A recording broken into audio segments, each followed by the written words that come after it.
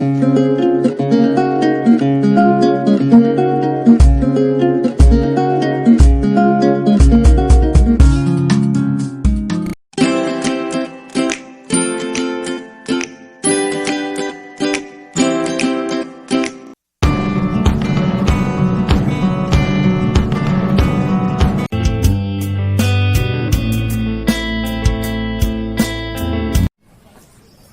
పిల్లలు, praise the lord.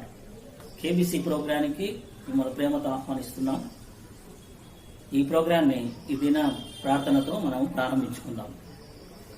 అత్యంత ప్రేమ నమ్మకమైన మా ప్రియ పులకు రాజా, నీకు స్తోత్రాలు చెల్లిస్తున్నాం. ఆయన మరి యొక్క కేబీసీ ప్రోగ్రాన్ని ప్రభువా మరి నీ చేతులుగా అప్పగిస్తున్నాం. ప్రభువా మరి ఎంతమంది అయితే ఈ తలాంతులను ప్రభువా వాడబడ్డారో వారిని అందరిని ఆశీర్వదించండి. ప్రభువా చూస్తున్న బిడ్డలు కూడా ప్రభువా మీ కృపలో ప్రభు భద్రపరిచి నాయన వారు చూస్తున్న ప్రతి ప్రోగ్రాన్ని తండ్రి వారి హృదయాల్లో బదిలపరుచుకొని ప్రభు ఇతరులతో పంచుకోవడానికి మీ కృపను అనుగ్రహించండి. ఈ కేబీసీ యొక్క ప్రోగ్రాన్ని ప్రభు ప్రతి ఒక్కరూ చూడగలిగే భాగ్యాన్ని మీరు దయచేయండి. నాయన నీకు స్తుతులు స్తోత్రాలు వందనాలు చెల్లిస్తున్నాం. నాయన మరి పాటల్లో అయితేమి, స్కిట్లు అయితేనేమి తండ్రి, వాక్యంలో అయితేనేమి తండ్రి, మిషన్ స్టోరీ అయితేనేమి ప్రభువా మరి కంఠత వాక్యంలో తండ్రి మీరు కృప చూపించినారు. మీకు వేల వేల స్తోత్రాలు. ఈ ప్రతి యొక్క ప్రోగ్రాన్ని ప్రభువా ఈ పిల్లలు చూడగలిగే భాగ్యాన్ని మీరు దయచేసినందుకు నీకు వేల వేల స్తుతులు స్తోత్రాలు చెల్లిస్తూ ఈ చిన్న ప్రార్థనని సన్నిధానం చేర్చుకోమని మా ప్రభును రక్షకుడైన యేసుక్రీస్తు అతి పరిశుద్ధ నామమును బట్టి వేడుకొని పొందినాం తండ్రి. ఆమేన్.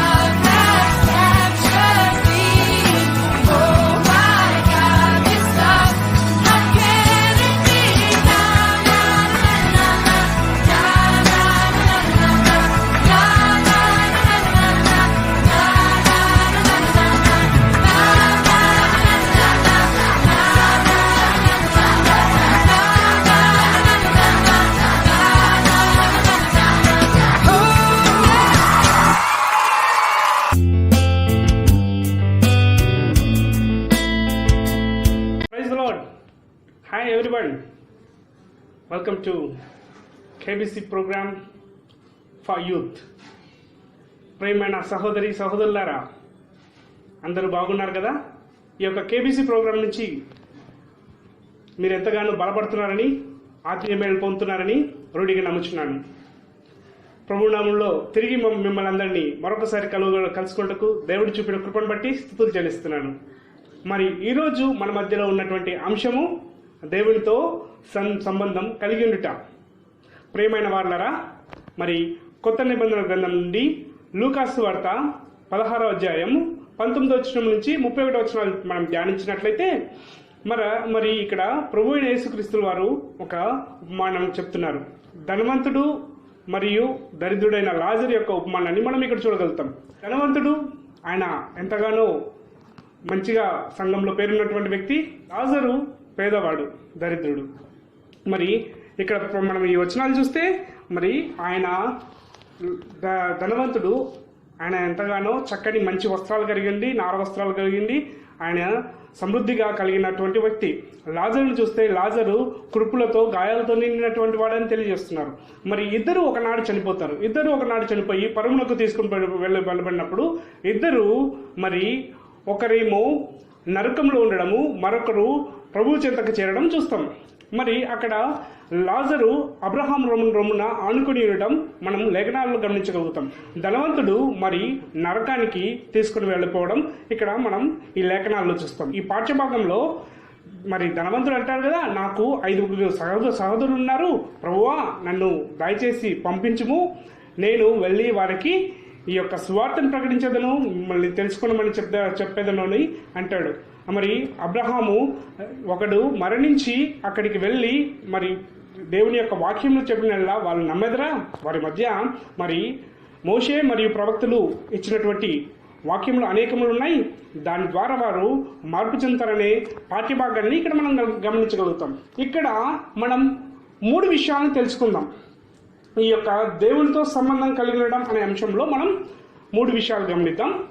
మొదటిగా history of the both people, ఇద్దరి యొక్క విషయాల గురించి మనం తెలుసుకుందాం. ధనవంతుడు సమాజంలో మంచి పేరు కలిగినటువంటి వాడు, ఘనత నొందినటువంటి వాడు, చక్కని వస్త్రాలు ఉన్నాయి, సంతృప్తిగా ఆహారం ఉంది, మరి ఉండడానికి చక్కగా ఇల్లుంది. మరి లాజరు దరిద్రుడై ఉన్నాడు, సమాజంలో మరి నీచమైన స్థానంలో ఉన్నాడు. లాజరుకు తినడానికి సరైన ఆహారం లేదు.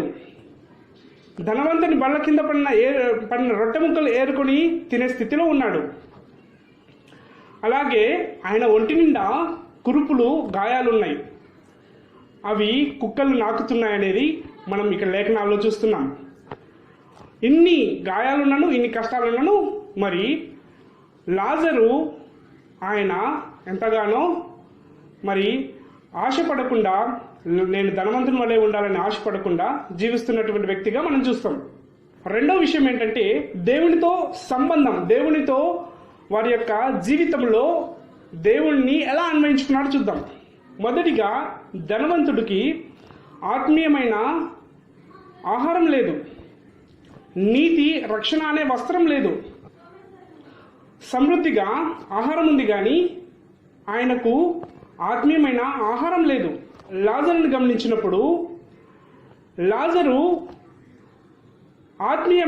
ఆధ్యాత్మికమైన వ్యక్తి అయి ఉన్నాడని మనం గమనించగలుగుతాం.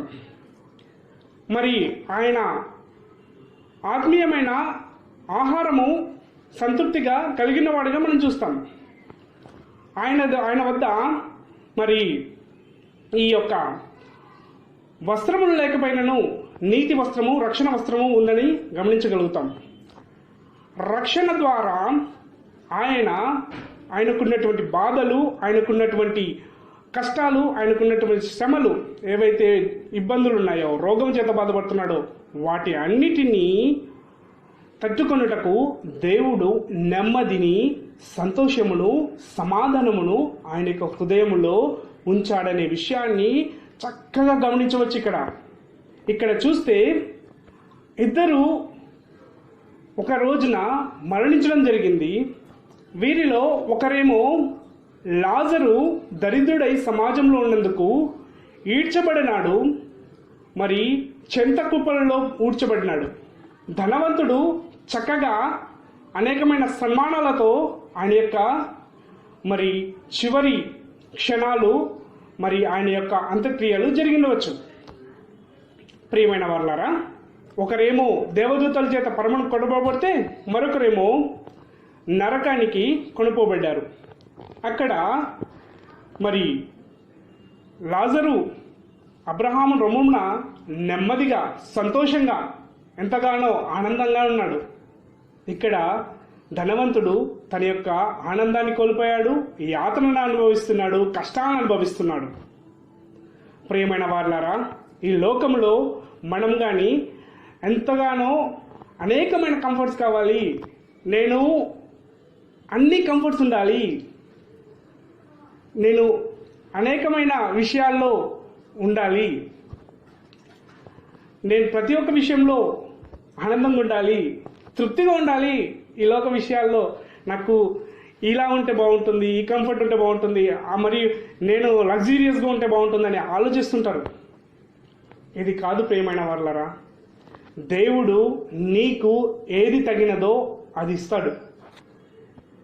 ప్రియమైన సహోదరులారా, మీ అందరికీ మరి ఈరోజు ఒక విషయాన్ని తెలియజేస్తున్నాను. మరి కొద్ది సంవత్సరంల కిందట కూడా మనం చూడగలుగుతాం. కాఫీ డే ఓనర్ మరి సిద్ధార్థ్ గారి గురించి కూడా చూస్తాం. ఎన్నో కోట్లకు ఆయన అధిపతిగా ఉన్నాడు. అనేక మంది మీలాంటి యవనస్తులు కాఫీ డేలో చక్కగా కాఫీ తాగాలని ఆశపడి ఉంటారు. అటువంటి ఓనర్ ఒకరోజు మరి నెమ్మది లేక తన యొక్క జీవితాన్ని కోల్పోవడం చూశాం. మరి కొద్ది రోజుల కిందటనే మనం చూసాం, అందరికీ తెలిసినటువంటి చక్కని ఒక బాలీవుడ్ హీరో మరణించారు, సుశాంత్ సింగ్. ఆయన జీవితంలో మరి సంఘర్షణలు మధ్యలో ఏవైనా కానీ నెమ్మది, సమాధానము, సంతోషము లేక ఈ యొక్క జీవిత ప్రయాణాన్ని ఆపినట్టు మనం చూస్తాం. మరి ప్రియమైన సహోదరుడా, సహోదరి, నీవు ఎటువంటి జీవితాన్ని కోరుకుంటున్నావు? ఆహ్లాదకరంగా, ఆనందంగా, ఈలోక ఆర్భాటాలతో, ఆనందాలతో, మరి ఐశ్వర్యాల్లో ఉండాలని కోరుకుంటావా? లేకపోతే దేవునిలో నమ్మకంగా, విశ్వాసంగా, చక్కగా ఎదగగల జీవితం నువ్వు కోరుకుంటావా? ఈ లోకంలో శ్రమ కొంచెమైనను అనుభవించినను, అది కష్టమైనను, దేవుడిచ్చి నెమ్మది, సంతోషమును కలిగి ఉంటే ఆనందాన్ని దేవుడు నీ సొంతం చేస్తాడు. మరి ప్రియమైన సహోదరుడా, సహోదరి, ఇక్కడ ధనవంతుడు ఎటువంటి పాపము చేసినట్టు చూపించడం లేదు. ఆయన ఏం చేయలేదు, ఎటువంటి గొప్ప తప్పులు చేయలేదు, పాపాలు చేయలేదు, అటువంటివి ఏవి కూడా ఇక్కడ లిఖించలేదు ఆయన నరకాన్ని పోవడానికి. ఆయన ఏం చేశాడు? ఆయనకున్న ఆహారం తృప్తిగా ఉంది, మరి ఇతరులకు ఇచ్చాడా? ఇవ్వలేదే. ఆయనకు వస్త్రాలు సమృద్ధిగా ఉన్నాయి, మరి ఇతరులకు ఇచ్చాడా? ఇవ్వలేదే. ఆయన కనికరం చూపాల్సిన సమయంలో కనికరం చూపలేదు. మళ్ళీ ఎప్పుడు అడుగుతున్నాడు కనికరం చూపించమని? మరి ఆ యొక్క అగ్నిలో యాతన పడుచున్న సమయంలో నా పైన కనికరం చూపించమని అడుగుతున్నాడు. మరి భూమి పైన కనికరం చూపించడా? చూపించలేదు. మరి ప్రియమైన వారలారా, మీరు కూడా మీ యొక్క జీవితాల్లో మరి దేవుడిస్తున్న సమృద్ధిని, దేవుడిస్తున్నటువంటి ఆశీర్వాదాలని మీరు నెమ్మదిగా, సంతోషంగా అనుభవించండి. ఇక్కడ దేవుడు ఎంత గొప్ప విషయాన్ని మరి చూపిస్తున్నాడు. మరి ఇంత గొప్ప బైబిల్ గ్రంథంలో సమాజంలో ఎంచబడలేనటువంటి లాజరు గురించి లిఖించారు. ప్రియమైన సహోదరుడా, సహోదరి, నీ స్థితి ఎటున్నా, నీ స్థితి ఏదైనా దేవుని యందు ఆనందంగా, సంతోషంగా గడపండి. మరి ఆదాము, హవ్వ దేవుడితో గొప్ప సంబంధం కలిగి ఉంది. మొట్టమొదట దేవుడు వాళ్ళతోనే మాట్లాడాలనుకున్నాడు. మరి వారు ఒక పండు తిన్నారు. ఆ పండు తినడం వల్ల పాపం చేశారు. ఆజ్ఞ అతిక్రమమే పాపము అని బైబిల్ సెలవిస్తుంది. వారు ఆ రోజు ఆ పాపము చేయకుండా ఉండింటే దేవునితో సంబంధం కలిగి ఉండేవారేమో. మీరు కూడా దేవుడిచ్చిన ఆజ్ఞను దేనిని విడవకుండా చక్కగా పాటించండి, దేవునితో సంబంధం కలిగి ఉండండి. మరి ఇక్కడ మీ మధ్యలో ఒక వ్యక్తిని మరి పరిచయం చేస్తున్నాను. మనందరికీ తెలిసిన వ్యక్తే, చాలా పాపులర్ కలిగిన వ్యక్తే. మన ఇళ్లలో మనం ఎక్కువగా వాడే ఒక వస్తువు. మరి కోల్గేట్ అనే పేస్ట్ని తెలియని వారు ఉండరు, చూడని వారు ఉండరు. మరి విలియం కోల్గేట్ దేవునికి తన సమయాన్ని ఇచ్చాడు, తన ధనాన్ని ఇచ్చాడు, తన యొక్క జీవితాన్ని ఇచ్చాడు. అందుకే దేవుడు నెమ్మదిగా అతని యొక్క హృదయాన్ని సంతోషకరంగా మారుస్తూ ఆయన్ని గొప్పగా మార్చాడు. ఆయన ఎంత గొప్పగా అయినను దేవుణ్ణి వదలలేదు. ఆయన తన యొక్క జీవితంలో 90% ధనాన్ని దేవుడికి ఇచ్చినను, 10% ధనం ఆయన ఉంచుకున్నాను. ఆయన దేవుడిలో తృప్తిగా దీవించాడు. మరి ప్రియమైన సహోదరి సహోదరుడా, నీవు కూడా దేవుని యందు సంతోషకరంగా మరి సమాధానకరంగా నెమ్మదిగా జీవించాలంటే నీవు దేవుని యొక్క వాక్యమును అనుసరించాల్సిందిగా ఉంటుంది. మరి ఇక్కడ చివరి వచనం, నేను చివరిగా 3వ అంశాన్ని చెప్తాను. The worthy and weighty word of the God, the last word of the message and the last word of the scriptures. 31వ వచనం చూసినప్పుడు అబ్రహాము తన తండ్రి అయిన అబ్రహామును మరి ధనవంతుడు ఆశిస్తున్నాడు, ఆకాంక్షిస్తున్నాడు. తండ్రి అయిన అబ్రహామా, నన్ను మరి ఈ యొక్క నరకపు యాతన నుండి తప్పించుము. ఒకడు మరణము నుండి తప్పించుకొని పోయి మరి వారికి ఈ యొక్క సువార్తను తెలియజేస్తే వారు మార్పు చెందొచ్చేమో. నాకు 5 సహోదరులు ఉన్నారు, వారికి ఈ యొక్క విషయాన్ని తెలుపుటకు, దేవుని యొక్క విషయాన్ని తెలుపుటకు నన్ను పంపు అని అనగా అబ్రహాము మరి అక్కడ సెలవిస్తున్నాడు, మీ యొక్క సహోదరులు మరి మీరందరూ తెలుసుకున్నటకు మోషే మరియు ప్రవక్తలు రాసినటువంటి లేఖనాలు ఉన్నాయి. దాన్ని అనుసరిస్తే వారు కూడా తప్పక దేవుని యొద్దకు చేరుతారని సెలవిస్తున్నారు. మరి ప్రియమైన సహోదరుడా సహోదరి, dear brothers, I'm straightly talking with you. Please follow the word of God. మీరు దేవుని యొక్క గ్రంథాన్ని పఠించండి, విశ్వాస సహితంగా దేవుని యందు ప్రార్థన చేయండి, మీరు దేవుణ్ణి అనుసరించండి. మీరు కూడా దేవుని యందు నెమ్మదిగా, శాంతికరంగా, సమాధానంగా ఉంటారు. దేవునితో సంబంధం చక్కగా ఏర్పరచుకోండి. ఈ యొక్క పాఠ్యభాగం ద్వారా మీ యొక్క జీవితాలను మార్చుకోనమని, దేవునితో చక్కని సంబంధాన్ని ఏర్పరచుకోమని నేను ప్రభునామమున మిమ్మల్ని విన్నపిస్తూ విజ్ఞప్తి చేస్తున్నాను. Thank you. Praise the lord.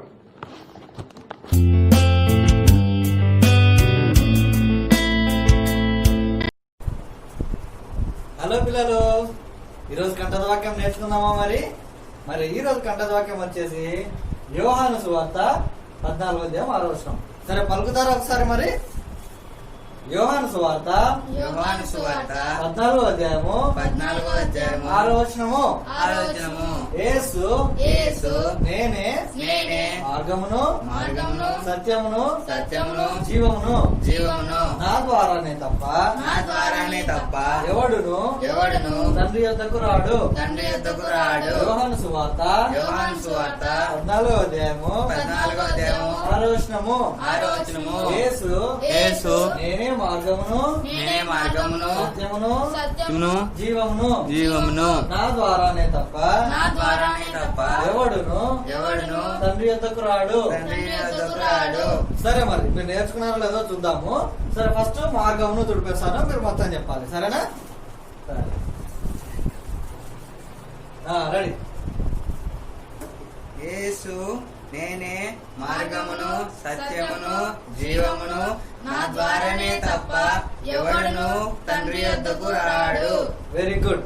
సరే ఇప్పుడు మరి తండ్రి యొద్దకు రాడు తీసేస్తాను. యోహాను సువార్త 14వ అధ్యాయము 6వ వచనము.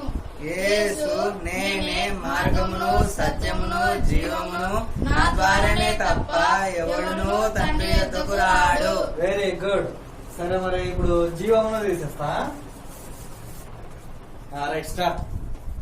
యేసు నేనే మార్గమును సత్యమును జీవమును, నా ద్వారానే తప్ప ఎవడును తండ్రి యొద్దకు రాడు. Very good. సరే ఇప్పుడు నా ద్వారానే తప్ప తీసేద్దాం. Right, start. యేసు నేనే మార్గమును సత్యమును జీవమును నా ద్వారానే తప్ప ఎవడును తండ్రి యొద్దకు రాడు. Very good. సరే ఎవడును తీసేస్తాం.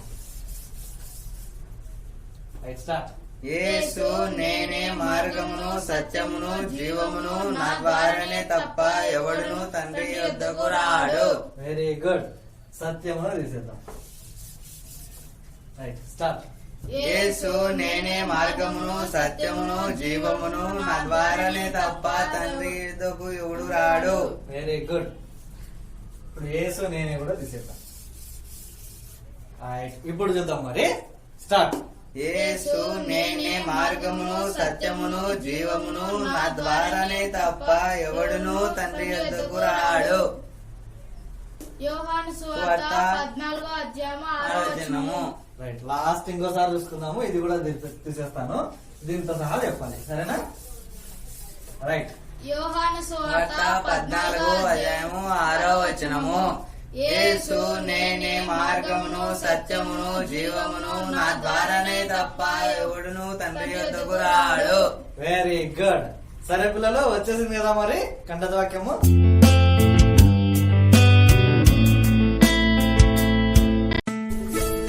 హలో పిల్లలు, ప్రైజ్ ద లార్డ్. ఓకే, మీకోసము ఒక చక్కటి యాక్టివిటీతో మళ్ళీ మీ ముందుకు వచ్చాను. ఆ యాక్టివిటీ ఏందో ఇప్పుడు చూద్దాం. దానికి కావాల్సిన మెటీరియల్స్ చూద్దాం ఫస్ట్. ఓకే, కలర్ పేపర్ ఒకటి, ఓకే 14 సెంటీమీటర్స్, ఇటు 14 సెంటీమీటర్స్ అండ్ ఇటు 14 సెంటీమీటర్స్ తీసుకోవాలి. Okay, Fevistick, sketches and scissor. First paper తీసుకోవాలి. దీన్ని ఇలా ఫోల్డ్ చేయాలి.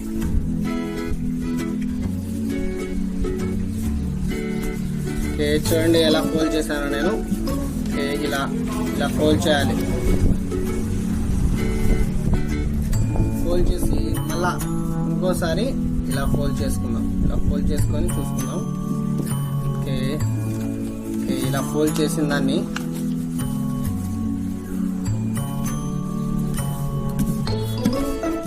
ఇలా ట్రయాంగిల్ షేప్ లో ఫోల్డ్ చేసుకొని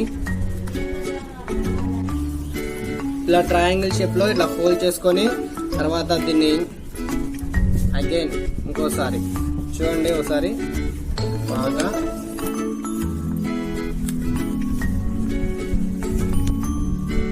ఇలా ఫోల్డ్ చేసుకోవాలన్నమాట. ఇలా ఇలా ఫోల్డ్ చేసుకొని దాన్ని ఏం చేయాలంటే దీని లోపలికి ఇన్సర్ట్ చేయాలి.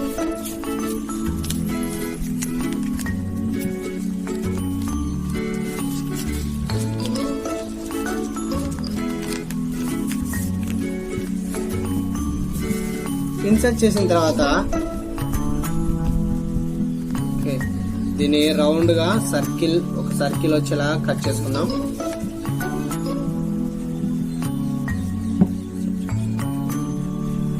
సర్కిల్ మాదిరి దీన్ని కట్ చేసుకోవాలి. చూడండి, నేను కట్ చేసుకుంటున్నాను.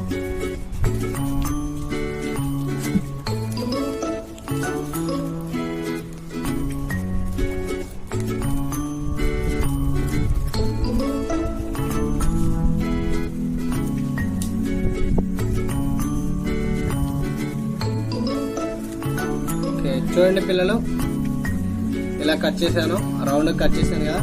దీని మీద మనకి ఇష్టమైన ఏదో ఒక బొమ్మ గీసుకుందాం. ఓకే ఓకే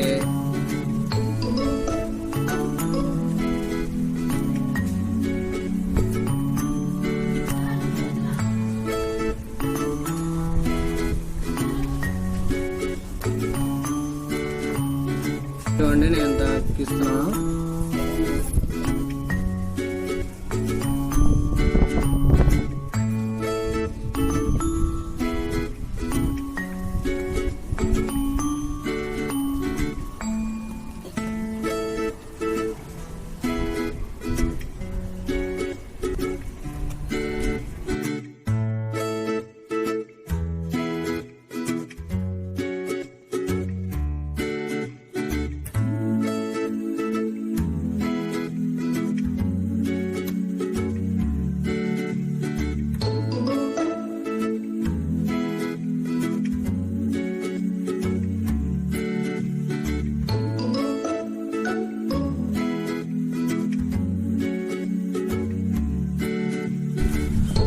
పిల్లలు ఎలా వచ్చిందో షేప్. ఇదేంటంటే బైబిల్ బుక్ మార్క్స్. పిల్లలు చూశారు కదా, ఇలా డ్రా చేసుకోవాలి. ఇలా దీన్ని ఏమంటారంటే బుక్ మార్క్ అంటారు. ఓకే, మనం దీన్ని బైబిల్ కోసం ఉపయోగిస్తున్నాము. మనం బైబిల్ చదువుతాం కదా, మనం ఎంతవరకు చదివినామో అది మనకి గుర్తుండదు. మళ్ళీ మళ్ళీ బైబిల్లో అదే అధ్యాయం కానీ అదే వచనాలు కానీ చదువుతూ ఉంటాం.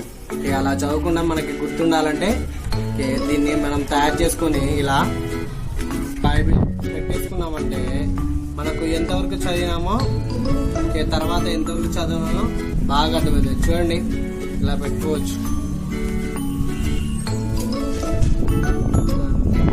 కొన్ని ఆల్రెడీ పెట్టేసుకున్నాను.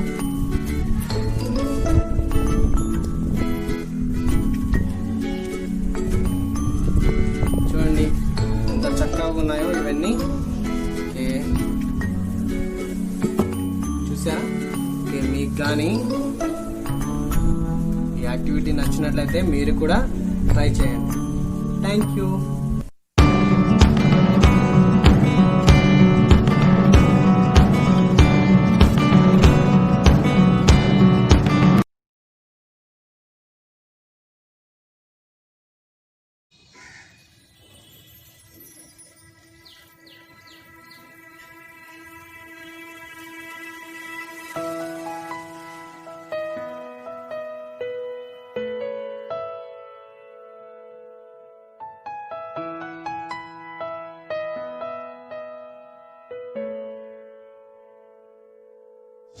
రంగడు, చెప్పండి.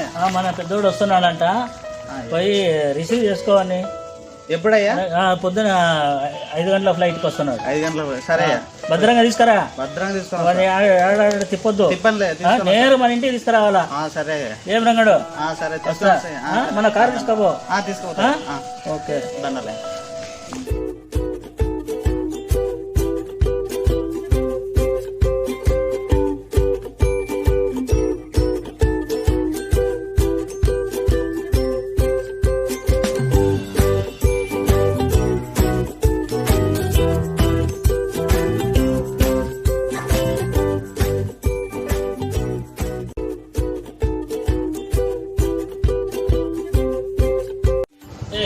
చిన్నోడా, ఏదో చాలా చిక్కిపోయినట్టున్నావు. అదేం లేదు డాడీ, అట్లా అనిపిస్తుంది అంతే. మరి ఏం తింటున్నావో ఏమో. అంటే బిజీ షెడ్యూల్ గా డాడీ, వర్క్తో బిజీ అయిపోయి అసలు తినడానికే తిరిగొన్నా డాడీ. మరి అందుకే నేను ఇండియాలో ఉన్నా. యా డాడీ, వర్క్ ముఖ్యం కదా మనకి. తీసుకోలే చిన్నోడా.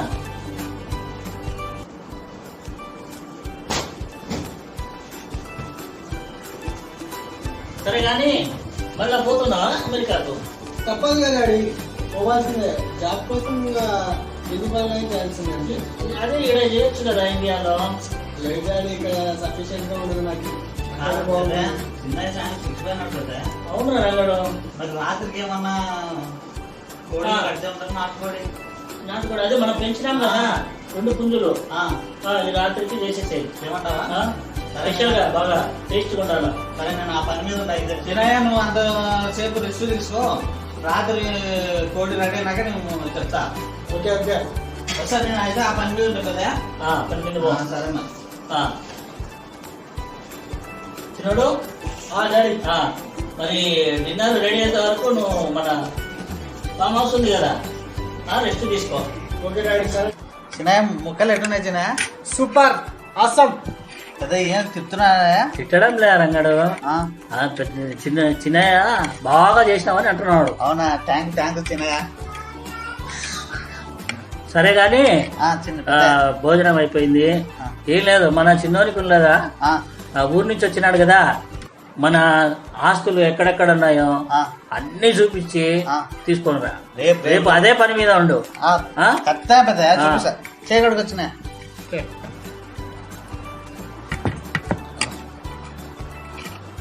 కదా. పల్లె ఉండాలి అక్కడ. సూపర్ చేసినావురా.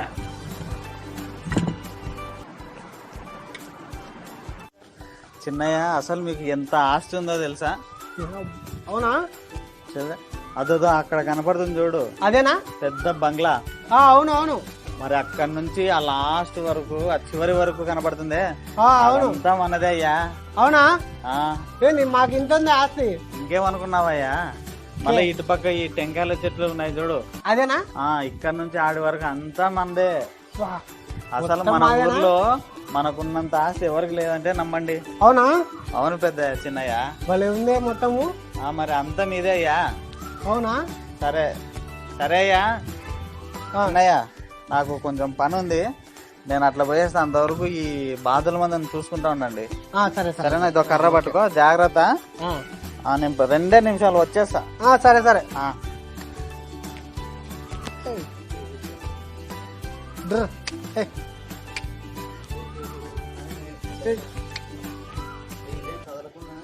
ఇదేం కదలకున్నది?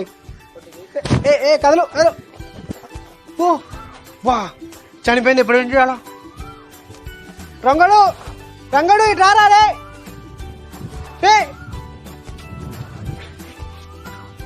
ఏం చిన్నయ్య, ఏమైంది? ఇది చనిపోయింది రా, కొట్టడానికల్లా అనిపోయిందా? ఏమైందిరా? ఇంకేముందయ్యా, చంపేస్తున్నారు. నాన్నకు చెప్పాకరా రే, ప్లీజ్ రా. సరే సరే గానీ ముందు ఇంటికి పోదాంపా. మీరు పోండి, నేను మందని చెప్పావు కదా నాన్నకి. బాగా చెప్పాను పండయ్య. మీరు పదండి, నేను వస్తా. పద పద పద. చెప్పొద్దు. నేను చెప్పాను పద, మీరు పదండి.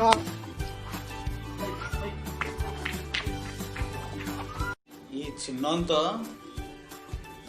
బాగా పనులు చేపించుకోవాలా. రే చిన్నోడా, చిన్నోడా. చేంజ్ అయింది అంతలోకే. ఏమా నా కుర్చీలో కూర్చున్నావు? ఇది నా కుర్చీ. అట్లే. సరే సరే గానీ బాగా తలనొస్తుంది, కొంచెం మంచి కాఫీ తీసుకొని రాబో. నేను నీకు కాఫీ తీసుకొని రావాలా? నువ్వే కావాలా? నువ్వే నాకు తీసుకొని రావాలా? మర్చిపోయినావా నిన్న జరిగినది? బా బా. వద్దు వద్దు, నేనే తీసుకొస్తా. అది తీసుకొని రాబో. తీసుకో. ఏందమ్మా చేతికి అంది అట్లా పడేస్తే? అక్కడ ఉంది కదా, తీసుకో. చేతికి తీసుకో.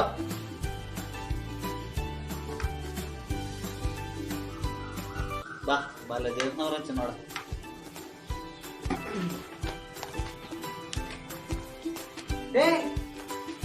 నేను ఇస్త్రీ చేసుకొని పెట్టుకొని మొత్తం నా బట్టల కోసం ఎక్కువ ఆడితే నువ్వు వేసుకునేవా? ఇప్పు ఫస్ట్ ఇప్పు బట్టలు మొత్తం ఇప్పు. చూస్తానా ఆడ ఫ్రీగా ఉంటే సరిపోతాయి లేదని ట్రై చేస్తున్నాను.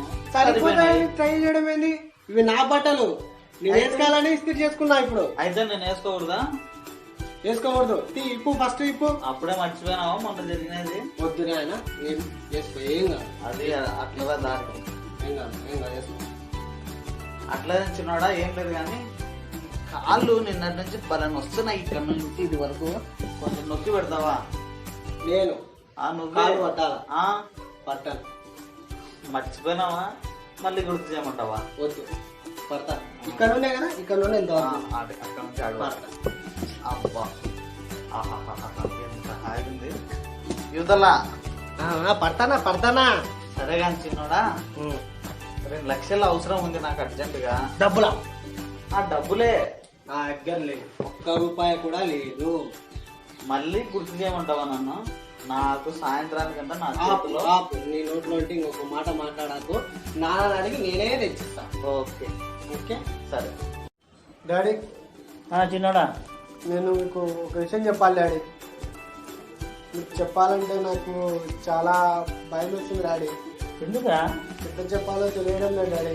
భయపడవద్దు, చెప్పేసాయి. డాడీ, ఎలా చెప్పాలో నాకు అర్థం కాకపోయింది డాడీ. అది రంగంతో పాటు వేడిక కదా డాడీ. అప్పుడు నేను ఒక బాతుని కర్రతో కొట్టాక అది చనిపోయింది డాడీ. అరే, ఎందుకు అంత భయపడుతున్నావు? ఒక్క బాతు పోతే మనకేనా? మన ఇంట్లో దగ్గర బాతులు ఉన్నాయి. భయపడాలి నన్ను? అవునా డాడీ, నన్ను క్షమించినావు డాడీ. అయితే క్షమించినారా? నిన్ను కాకుంటే నాకు ఒక్కగానొక్క కొడుకు, నిన్ను కాకుంటే ఎవరిని క్షమిస్తాను నేను? డాడీ, నాకు థ్యాంక్ యూ డాడీ. క్షమించినందుకు thank you daddy. Thank you. నీ తప్పు నువ్వు తెలుసుకున్నావురా. Thank you, Daddy. ఎప్పుడు ఆ తప్పు చేయదు. Thank you daddy. ఓకేనా? Thank you. అమ్మయ్యా, రే రంగడు, నాతో ఏం ఆడుకున్నావరా? ఇప్పుడు నేనేంటో చూపిస్తా నీకు. ఇన్ని తిప్పలు పెట్టావు నన్ను. ఆగు, నీ పని చెప్తా.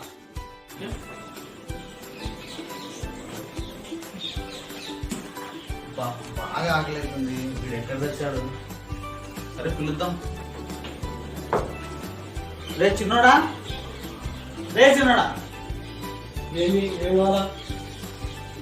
ఏం బ్రో, ఏం లేదు కానీ మస్తుగా ఆకలిస్తుంది. ఏమన్నా ఉంటే అర్జెంట్ తీసుకురా.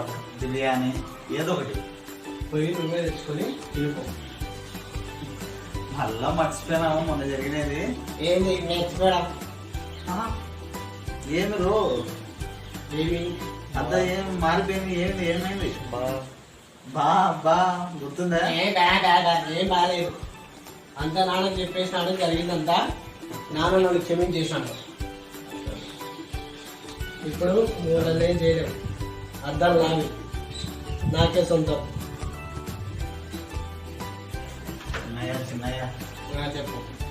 మరి ఏం లేదు, నేను ఇట్లా చేసినట్టు నాన్నకి చెప్పొద్దు. మళ్ళీ నా ఉద్యోగం తీసేస్తాడు. నాకు కడుపు పడుతుంది చిన్నయ్య. ఇప్పటి నుంచి నువ్వు ఏం చెప్తే అది వింటా, సరేనా? ఈ ఒక్కసారికి క్షమిస్తాను నిన్ను. బుద్ధిగా పనిచేసుకో. ఓకే. హలో పిల్లలు, ఇంతవరకు మనం స్కిట్ చూసాం కదా. మరి ఈ స్కిట్ ద్వారా మనం నేర్చుకోవాల్సింది ఏంటంటే, మనం కూడా మన పాపాలను దాచిపెట్టకుండా యేసు ప్రభు దగ్గర ఒప్పుకోవాలి.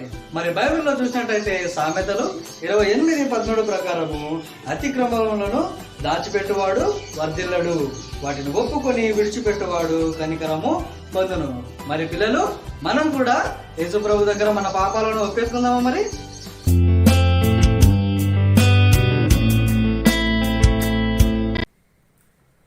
ప్రైజ్ ది లార్డ్ పిల్లలు, బాగున్నారా? వెల్కమ్ టు బీసీఎం వారు నిర్వహించు KBC Sunday school online programme. మరి మనము మిషనరీ లెసన్ నేర్చుకుంటూ వస్తున్నాం. మరి పోయిన 2 వారాలు కూడా డేవిడ్ లివింగ్స్టన్ గురించి మనం అనేక విషయాలు నేర్చుకున్నాం. ఈ వారం కూడా మనము ఇంకా కొన్ని ప్రాముఖ్యమైన విషయాలు డేవిడ్ లివింగ్స్టన్ గురించి నేర్చుకున్నాం. మరి డేవిడ్ లివింగ్స్టన్ ఆయన మరి ఆఫ్రికా దేశం నుండి ఇంగ్లాండ్కి వెళ్ళినప్పుడు దాదాపు 5 సంవత్సరాల గ్యాప్ తర్వాత వెళ్తాడు. వెళ్ళిన కాలంలో ఆయన వారి ఇంటికి వచ్చినప్పుడు వారి భార్య గుర్తుపట్టదు. అలాంటి టైంలో ఆయన గురించి ఇంట్రొడక్షన్ ఇచ్చినప్పుడు ఇద్దరు కూడా మరి బాధపడి మరి దేవుని మహిమపరిచి, ఎందుకంటే ఇంతకాలం తర్వాత వచ్చాడని వారు అనేక విషయాలు మాట్లాడుకుంటా వస్తూ ఉంటారు. అలాంటి టైంలో మరి భార్య మేరీ, డేవిడ్ లివింగ్స్టన్ గారు మరి పిల్లల్ని పెంచుతూ ఇంట్లోనే ఉంటుంది ఇంగ్లాండ్లో. డేవిడ్ లివింగ్స్టన్ ఒక మాట చెప్తాడు, మేరీ, మనకు ఒక లక్ష్యం ఉంది కదా, 1000 గ్రామాలను మనం దర్శించాలి, దేవుని కోసము అక్కడున్న వాళ్ళందరినీ కూడా సువార్త చెప్పి ఆయన వరకు తిప్పాలని ఆ దర్శనాన్ని పంచుకుంటాడు డేవిడ్ లివింగ్స్టన్. పంచుకున్నప్పుడు ఆమె ఏమంటదంటే, చిన్నగా ఉన్నారు కదా మన పిల్లలు, నేను ఇప్పుడు రాలేను, కొంతకాలం అయిన తర్వాత తప్పకుండా వస్తానండి అని చెప్తుంది. ఆయన వచ్చాడని అక్కడున్న స్కూల్ వారు మరి ఆయన ఆహ్వానిస్తారు. ఆయన వచ్చినప్పుడు అందరు లేచి చప్పట్లు కొడుతూ, నిజంగా మీరు చేస్తున్న అద్భుతమైన పరిచర్యకు జోహారు అంటూ దేవుని మయంపరుస్తూ ఆయనకు కూడా ఎంతో మరి గ్రాండ్ విషెస్ తెలియజేస్తారు. తర్వాత ఆయన వచ్చిన సంగతి అక్కడున్న మరి క్వీన్ విక్టోరియా కూడా తెలిసిన తర్వాత, క్వీన్ విక్టోరియా కూడా ఇంగ్లాండ్ మహారాణి, ఆమె కూడా డేవిడ్ లివింగ్స్టన్ని ఆహ్వానిస్తుంది. ఆమె ప్యాలెస్లోకి ఆహ్వానించి మరి పరిచర్యలో ఉన్న ఆ అనుభవాలు పంచుకుంటాడు డేవిడ్ లివింగ్స్టన్. ఆ తరుణంలోనే మరి ఆయన ఒక ముఖ్యమైన విషయాన్ని చెప్తాడు. అదేంటో తెలుసా? మరి బానిసత్వంలో ఎలా ఉన్నారు, వారు ఏ విధంగా సఫర్ అవుతున్నారు అనే విషయాలు క్వీన్ విక్టోరియాకి డేవిడ్ లివింగ్స్టన్ చెప్తాడు. అయితే ఈ స్లేవరీ అంటే ఏంటో తెలుసా పిల్లలు? ఈ యొక్క ఆఫ్రికన్లని చిన్న చిన్న వస్తువులు కొనుక్కొని యూరోపియన్లు, అరేబియన్లు వీరిని తీసుకెళ్లి వారి జీవితాంతము కూడా వాళ్ళ దగ్గర స్లేవ్గా అంటే బానిసలుగా పెట్టుకుంటారు. ఇష్టం వచ్చిన పని చెప్పి వారిని నడిపిస్తూ ఉంటారు. చివరికి చనిపోతే వాళ్ళని అక్కడే పడేస్తారు. ఇలాగా మరి బానిసత్వంలో ఉన్నారు ఆఫ్రికన్స్. చాలా మంది ఈ రోజులలో కూడా స్లేవరీగా ఉన్నారు. ఎలా అంటారా?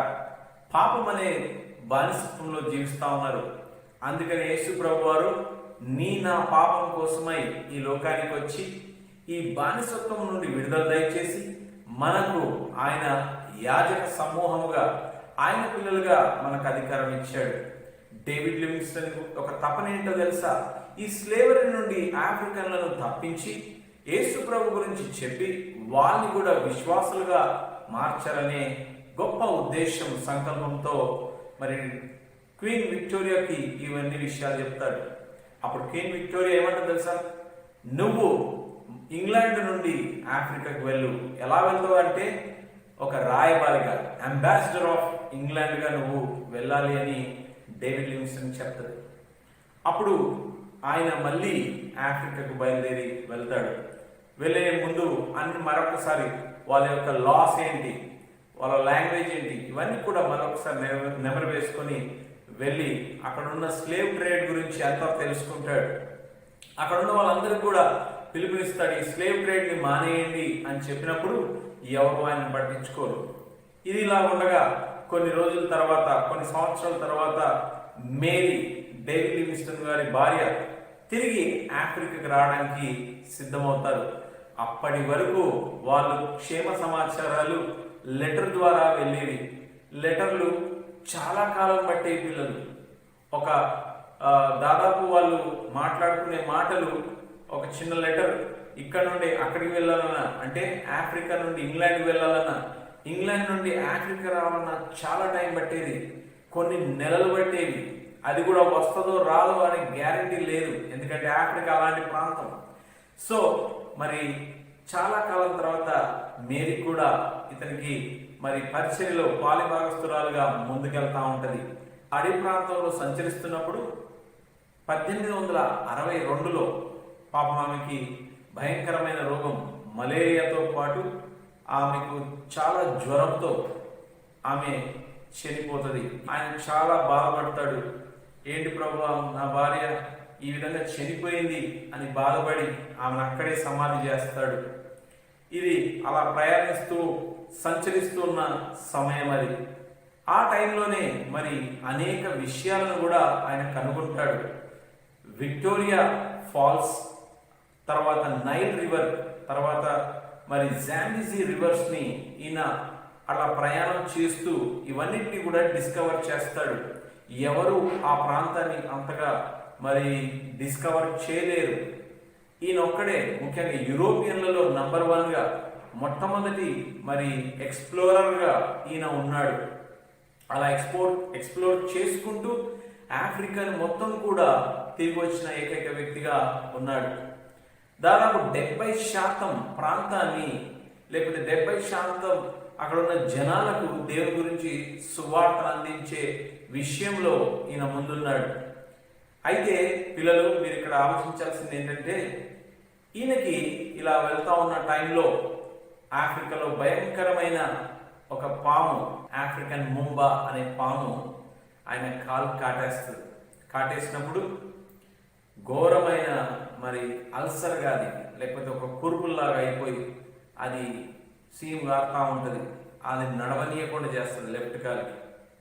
తర్వాత అదేవిధంగా పనిగట్టుకొని వెళ్తూ ఉన్న టైంలో ఆయన తెచ్చుకున్న మందులు దాపెట్టుకుంటాడు ఆయన ఇంట్లో. అది వేసుకుందామని వెళ్తే ఆ మందులు అక్కడ నుండి ఎవరో దొంగలిస్తారు. దొంగలించిన తర్వాత ఆయన చాలా బాధపడతాడు. మోకాళ్ళని ప్రార్థన చేస్తాడు. యేసయ్యా, నాకు మందులు కావాలి, ఎవరు దొంగిలించారు ఈ మందులను, దయచేసి మీరే ఇవి దొరికినట్టు సహాయం చేయండి అని కన్నీటి ప్రార్థన చేస్తాడు డేవిడ్ లివింగ్స్టన్. అదే టైంలో న్యూయార్క్లోని న్యూయార్క్ హెరాల్డ్ అనే మరి జర్నలిజంకి సంబంధించిన వ్యక్తి అక్కడికి వస్తాడు. ఈ న్యూయార్క్ హెరాల్డ్ అనేది ఒక న్యూస్ పేపర్ అమెరికాలో. ఆ సంస్థ నుండి, ఆ న్యూస్ పేపర్ నుండి స్టాన్లీ హెన్రీ, ఇతను ఒక నాస్తికుడు, అంటే దేవుడు ఉన్నాడని అస్సలు నమ్మేవాడు కాదు. అయితే వీళ్ళు ఈయనని మరి ఇంటర్వ్యూ చేయమని ఆఫ్రికాకు పంపిస్తారు. ఈయనను పంపించినప్పుడు 1871 మరి హెన్రీ ఇతనున్న ప్లేస్ని కనుగొని వస్తాడు. వచ్చి మరి ఆ టైంలో డేవిడ్ ప్రార్థన చేస్తూ ఉన్నాడు మందుల కోసం. అదే టైంలో హెన్రీ గారు బయట నిలబడి వెయిట్ చేస్తూ ఉన్నారు.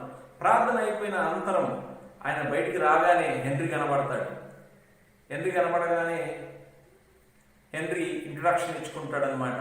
డేవిడ్ గారు మిమ్మల్ని కలుసుకోవడం చాలా సంతోషంగా ఉంది అన్నప్పుడు డేవిడ్ అంటారు, మీరు ఇక్కడ వరకు రావడం నిజంగా సంతోషంగా ఉందని చెప్తాడు.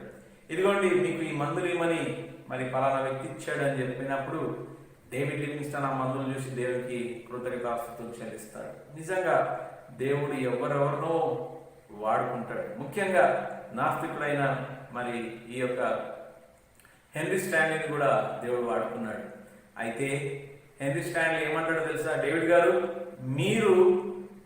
నేను ఒక నాస్తికుడను, మీరు నన్ను మాత్రం మార్చలేరు, మార్చడానికి ట్రై చేయకండి, ఎందుకంటే నేను నమ్మను దేవుణ్ణి అంటాడు. దేవుడు అసాధ్యమైన వాటిని సుసాధ్యం చేయగలడు. మీరు నమ్ముతున్నారు పిల్లలు?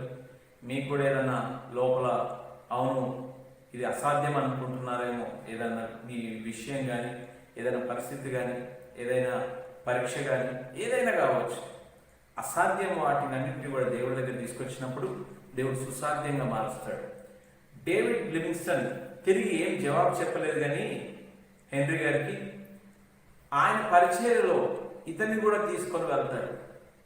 4 నెలలు గడిచిన తర్వాత హెన్రీ గారు ఆయన కన్నీటి ప్రార్థన చేస్తూ, ప్రభువా నేను ఇన్ని రోజులు నేను తెలుసుకోలేకపోయినా ఇదిగో నీవు నిజమైన దేవుడు అని నేను తెలుసుకుంటున్నాను. 4 నెలల్లోనే హెన్రీ స్టాన్లీ గారు మారు మనసు పొందుతారు. దేవునికి మహిమ కలుగును గాక. నిజంగా డేవిడ్ లివింగ్స్టన్ ఏ వాక్యమో ఆయన చెప్పలేదు కానీ దేవుని పరిచర్యలో దేవుని సువార్తను ఈ హెన్రీ స్టాన్లీ దగ్గరని చూశాడు. అప్పుడే ఆయన జీవితంలో యేసు ప్రభు వారు గొప్ప క్రియను మార్పును తేవడం మనం చూస్తా ఉన్నాం. పిల్లలు ఒక విషయం చెప్తా, మీరు యేసు ప్రభుని ఎరిగి ఒకవేళ అన్యులైన పిల్లల యొద్ద మీరు ఉన్నట్టయితే మీరు వాళ్ళకి పెద్ద పెద్ద ఉపన్యాసాలు చెప్పాల్సిన అవసరం లేదు. నీ లైఫ్లో దేవునికి మహిమకరంగా నువ్వు జీవించు. నీ లైఫ్ని చూసి చాలామంది నీ దేవుని తెలుసుకోవాలని ఆశపడతారు. ఎస్, నా జీవితంలో కూడా అలాంటి సంఘటనలు జరిగాయి. దేవునికి మహిమ కలుగుగాక. అలా హెన్రీ స్టాన్లీ కూడా గొప్ప మార్పు పొందిన వాడిగా ఉన్నాడు. తర్వాత ఆయన ఇంటర్వ్యూ తీసుకొని చాలా సంతోషంగా తిరిగి వెళ్తాడు. మరి భార్యతో పాటు కూడా 3 పిల్లలు కూడా మలేరియాతో చనిపోతారు. ఇలాగ ఎంతో సాక్రిఫిషియల్గా ఆయన అన్ని పోగొట్టుకుంటున్నా, ఆయన హెల్త్ ఒకవైపు బాగా లేకున్నా మరి డేవిడ్ లివింగ్స్టన్ గారు పరిచర్యలో ఎక్కడ ఆగలేదండి. 1000 గ్రామాల పరిచర్యను ముందుకు కొనసాగిస్తూ ఉంటాడు. అటువైపు ఆఫ్రికన్ల స్లేవరీని దూరం చేయాలని ఇష్టపడతా ఉంటాడు. ఇవన్నీ చూస్తుంటే మనం కూడా ఎందుకని దేవుని యొద్దకు వచ్చి ప్రార్థన చేసి, ప్రభువా నేను కూడా ఒకరిని నీ యొద్దకు తీసుకొచ్చే విధంగా నన్ను మార్చు ప్రభువా, నా లైఫ్ స్టైల్ మార్చు తండ్రి. నేను నా గురించి, నా సొంత అభిప్రాయం గురించే ఆలోచిస్తున్నానేమో ఎన్ని రోజులు, లేకపోతే నా సొంత గోల్స్ గురించే నేను ఆలోచిస్తూ బ్రతుకుతున్నానేమో. కానీ నీ కోసం నేను చక్కగా జీవించి, నీకు మహిమకరంగా జీవించి, ఇతరులను నీ యొద్దకు తీసుకొచ్చే విధంగా నా జీవితాన్ని మార్చవా అని మనం ప్రార్థన చేద్దాం. ప్రార్థన చేసుకున్నాం పిల్లలు. పరిశుద్ధ ప్రేమగల తండ్రి, స్టాన్లీ హెన్రీ గారు మిమ్మల్ని నమ్ముకోనటువంటి వ్యక్తిగా ఉన్నాడు డేవిడ్ లివింగ్స్టన్ కలవకుందుకు. కానీ కలిసిన తర్వాత 4 నెలల్లోనే ఆయన మారు మనసు పొంది నీ బిడ్డగా మారాడు. నీకు వందనాలు. మమ్మల్ని చూసినప్పుడు నీ యొక్క గుణగణాలను ప్రభువా నీ మహిమపరిచే జీవితాన్ని మాకు దయచేసి, ఇతరులను ప్రభువా నీ కోసం మేము సంపాదించడానికి సహాయం చేయమని మరొకసారి ప్రభువా డేవిడ్ లివింగ్స్టన్ ద్వారా మమ్మల్ని ఛాలెంజ్ చేస్తున్న విధానం బట్టి వందనాలు చెల్లిస్తాం. యేసు నామములో ప్రార్థిస్తున్నాం తండ్రి, ఆమేన్. Praise the lord. పిల్లలు, నెక్స్ట్ వీక్ కూడా మీరు ఇదే విధంగా చూస్తారని మరి మీ ఫ్రెండ్స్కి, మీ ఫ్యామిలీస్కి, మీకు తెలిసిన వారికి షేర్ చేయవలసిందిగా వేడుకుంటూ ప్రైజ్ ది లార్డ్. హలో పిల్లలు, మీరు ఇంతవరకు కేబీసీ ప్రోగ్రామ్ విన్నారు కదా, చాలా సంతోషం. ముగింపు ప్రార్థన చేసుకున్నాం. పరిశుద్ధుడవగు మా ప్రియ పరలోక తండ్రి మా నాయన, పిల్లలందరూ మరి ఇంతవరకు కేబీసీ ప్రోగ్రాం వినటానికి మీరు చూపిన కృపకై నీకు వందనాలు, కృతజ్ఞత స్తోత్రాలు చెల్లిస్తా ఉన్నాం. విన్న ప్రతి అంశాన్ని బట్టి నీకు వందనాలు ప్రభా. పిల్లలు నాయన ఇప్పటి నుంచి నీ బిడ్డలుగా జీవించడానికి నీ కృప, మీ దీవెన, మీ ఆశీర్వాదం అనుగ్రహించమని, వాక్యాన్ని వారి హృదయాల్లో ఫలింపచేయమని, విన్నదేది మర్చిపోకుండా ప్రభా నీ బిడ్డలుగా జీవించడానికి నీ కృప అనుగ్రహించమని యేసునామమున అడిగి వేడుకొని పొందినాం తండ్రి. ఆమేన్. John 14:6, John 14:6, John 14:6, Jesus said to him, I am the way and the truth and the life. No one comes to the Father except through me. I am the way and the truth and the life. No one comes to the Father except through me. John 14:6, John 14:6, John 14:6, Jesus said to him, I am the way and the truth and the life. No one comes to the Father except through me.